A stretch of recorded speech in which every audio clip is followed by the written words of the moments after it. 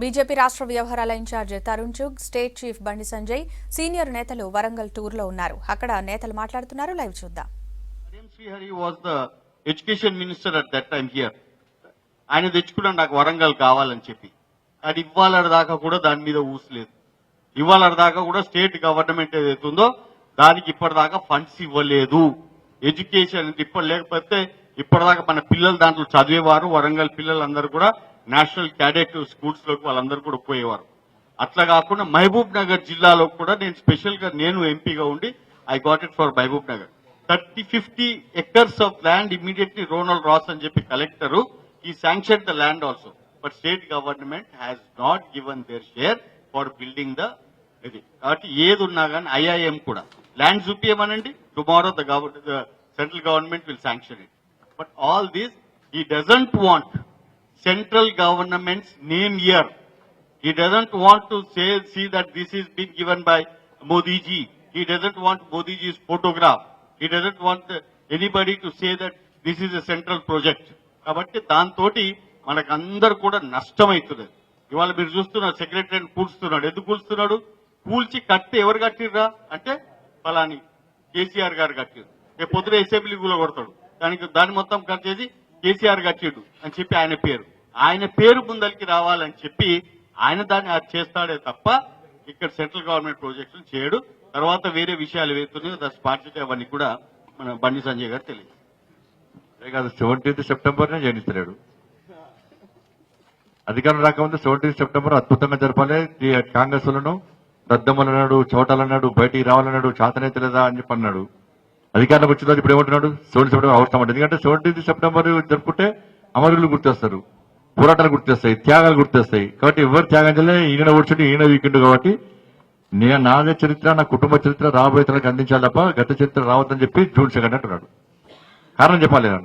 Smart city అన్నారు. Smart సిటీకి ఇవాళకు 196 కోట్ల రూపాయలు మీకు కేటాయించామని చెప్పాను. రాష్ట్ర ప్రభుత్వ వాటా 196 కోట్లు ఇవ్వాలి. కేంద్రము 3 సార్లు లెక్క రాసింది. వీళ్ళు ఏం చెప్పు కేంద్రాలు లెక్క ఎందుకు స్పందిస్తారు? కేంద్రం 3 సార్లు రాస్తే కూడా ఎందుకు స్పందిస్తలేరు?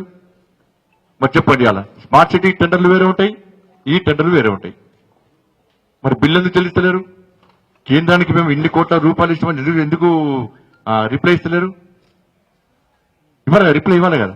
మరి స్మార్ట్ సిటీ వాళ్ళు అన్ని కోట్ల రూపాయలు కేటాయిస్తే మరి ఏది స్మార్ట్ సిటీ? హైదరాబాద్, వరంగల్లో, కరీంనగర్లో ఏది? ఇతర రాష్ట్రాలు ఏ విధంగా జరుగుతున్నాయి? ఈయన ఖమ్మం పోతే ఖమ్మం నేను పోయినామంటే ఖమ్మంలో మన కేసీఆర్ మన ఖమ్మం అని చెప్పి ఎక్కడో ఫోటోస్ కేసు మొత్తం చూపడుతుందండి. స్మార్ట్ సిటీ కంటే ముందు ఫోటోలు ప్రదర్శించిన స్మార్ట్ సిటీ ఇట్లా అద్భుతంగా బ్రహ్మాండంగా 100%, 3 ఏళ్లకు అద్భుతం, బ్రహ్మాండం, 100%. అవి ఊరుచుకుంటా అనుకుంటా మంచిగా చెప్తాడు. అది ఇప్పుడు స్మార్ట్ సిటీ ప్రారంభ స్కీమ్ స్టార్ట్ అయ్యే ముందు ఫోటో చూపెట్టాడు. ఇవి మన ఫోటో మన చూపడమని చెప్పి. ఇప్పుడు next year last smart city. ఎందుకు పనులు ఎందుకు ముందుకు వస్తలేవు? నువ్వు అన్ని కోట్లు కేటాయిస్తే.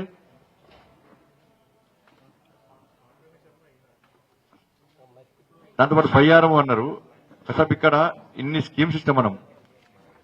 ఏది ల్యాండ్ ఇస్తున్నా, భూమి కేటాయించాలి కదా. ఎందుకు కేటాయిస్తలేరు? ఎయిర్పోర్ట్ ఎందుకు కేటాయిస్తలేరు? ఇవాళ వరంగల్ ఫ్యాక్టరీ ఎందుకు కేటాయిస్తలేరు? రీసెర్చ్ సెంటర్కి ఎందుకు కేటాయిస్తలేరు? వాళ్ళు కబ్జా చేసుకోవడం మాత్రం జాగాలు ఉంటాయి. ప్రభుత్వ స్థలాలు ప్రైవేట్ స్థలాలు కబ్జా చేసుకోవడానికి జాగాలు ఉంటాయి. కానీ ప్రభుత్వ కేంద్రం వచ్చేది మాత్రం జాగాలు ఉంటాయి, స్థలాలు ఉంటాయి. ఎందుకంటే వాళ్ళ సొంత లాభం కదా. ప్రజలకు లాభం వస్తే వాళ్ళకేమొస్తాం? ఇవాళ అన్ని ఫ్యాక్టరీలు వస్తే వాళ్ళు అనేక మంది నిరుద్యోగులు ఉన్నారు, ఉద్యోగావకాశాలు ఉండేటి.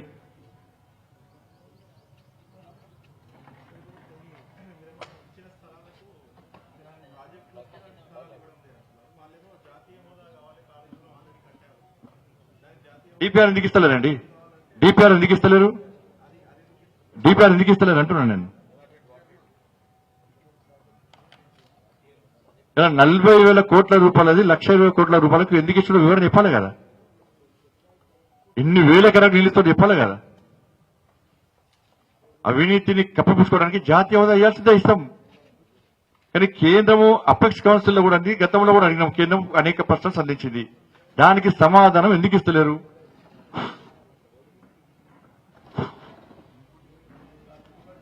సార్ మాది హలో సార్ నమస్తే.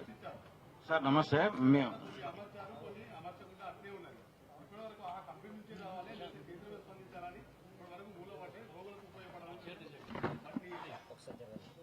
ఇలా వెంటిలేటర్ కూడా ఫిట్ చేసుకోవడం కూడా ముఖ్యమంత్రి టైం లేదు, అటువంటి స్టాఫ్ లేదు, లేదా దుర్మార్గం ఉన్నది ఆయన.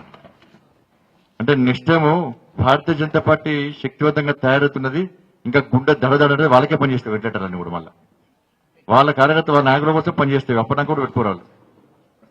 ఇప్పుడు వెంటిలేటర్ కేంద్రం ఇస్తే కనీసం దాన్ని అమర్చుకోవడానికి కూడా ముఖ్యమంత్రికి టైం లేదు, లేకపోతే ఇక్కడ మంత్రులకు ఎమ్మెల్యేలకు టైం లేదు, స్టాఫ్ లేదంటే ఇంతకంటే దుర్మార్గం ఏమైనా ఉంటుందా అండి?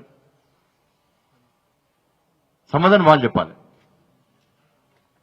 ఇచ్చిన నిధులు దాడి మళ్లిస్తారు, ఇచ్చిన వస్తువులను ఉపయోగించుకోరు ప్రజలకు ఉపయోగపడేదాన్ని, సంక్షేమ పథకాలను పేరు మారుస్తారు, కంపెనీస్ ఫ్యాక్టరీస్ ఇస్తే స్థలాలు ఇవ్వరు. సార్ ఇప్పుడు all the government funds, already central governments done by the or honorable minister, Prime Minister Modi ji, sir. Why the controlling of Telugu the funds? Telugu అంటే ప్రజలు. Sir, తెలుగు అనగానే కాదు, వారాడతారా నడతారా? sir, మిమ్మల్ని చెప్పండి చెప్పండి. అన్ని కార్యక్రమాలు డెవలప్మెంట్ డాక్యుమెంట్స్ స్మార్ట్ సిటీ మన అర్బన్ వరంగల్ వర్గాల్లో ప్రాధాన్యత పెంచడానికి అన్ని కార్యక్రమాలు మోడీ కార్యక్రమాల్లో మీరు వేల కోట్ల రూపాయలు కేటాయిస్తున్నారు. కానంటే మీరు సెంట్రల్ గవర్నమెంట్ ద్వారా వచ్చే నిధులను కంట్రోలింగ్ చేసే ఒక సపరేట్ అథారిటీ ఎందుకు పెడతలేరు? Central government authority from the controlling of the all over India by that's ఈ అలిగేషన్స్ యాంటీ కరప్షన్స్ అనేది కంట్రోలింగ్ లో ఉండే అవకాశం ఉంది. State government what the consent దేశవ్యాప్తంగా మీరు సార్ 1 minute ఆగండి సార్. సెంట్రల్ గవర్నమెంట్ నుంచి మీరు 1000 కోట్లు నిధులు కేటాయిస్తారు. కాంటే 1000 పిల్లర్స్ టెంపుల్ ఎదురుగా ఉన్న రోడ్డు బాగాలేదని మీరు 1000 కోట్లు కేటాయిస్తారు. కాంటే that's why controlling of you are not okay sir. Thank you sir. Right.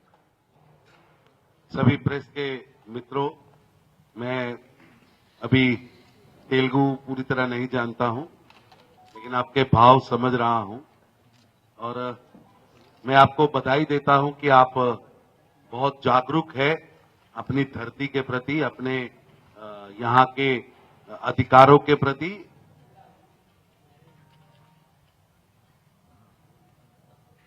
आप कह रहे हैं कि सेंट्रल कंट्रोलिंग सिस्टम होना चाहिए. पूरे देश के अंदर नरेंद्र मोदी जी की सरकार लगातार काम कर रही और हमने 2014 से आज 2021 जनवरी में हम हैं, लगभग 7वां साल पूरा होने वाला है. इस देश के गरीब के जीवन में परिवर्तन लाने का काम बिना कास्ट, बिना ग्रेड, बिना क्षेत्र, ये नहीं कावेरी के इधर रहने वालों को हम देंगे, कावेरी के उधर रहने वालों को नहीं देंगे, नर्मदा के दाएं वालों को देंगे, नर्मदा के बाएं वालों को नहीं देंगे, काले को देंगे, पीले को नहीं देंगे, सफेद को देंगे, लाल को नहीं देंगे, हिंदू को देंगे, मुसलमान को नहीं देंगे. ऐसा नहीं. सबका साथ, सबका विकास. और इसके मध्य भी सब में सबसे पहले गरीब, और गरीब के विकास के लिए लगातार आप देखिए 26 मई 2014 को सरकार बनती है, पहली शपथ, पहला भाषण 15 अगस्त 2014 को प्रधानमंत्री मोदी करते हैं और देश के अंदर बैंकिंग सेक्टर के अंदर गरीब की एंट्री होती है. देश आजाद होता है 15 अगस्त 1947 को, गरीब की एंट्री बैंक के अंदर होती है 15 अगस्त 2014 को.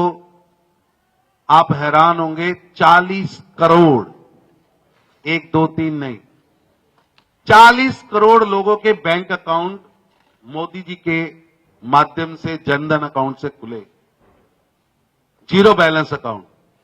यानी 40 करोड़ लोग देश की आजादी के बाद लगातार इंतजार कर रहे थे, लेकिन बैंकिंग उनको एक्सेप्ट नहीं कर रही थी.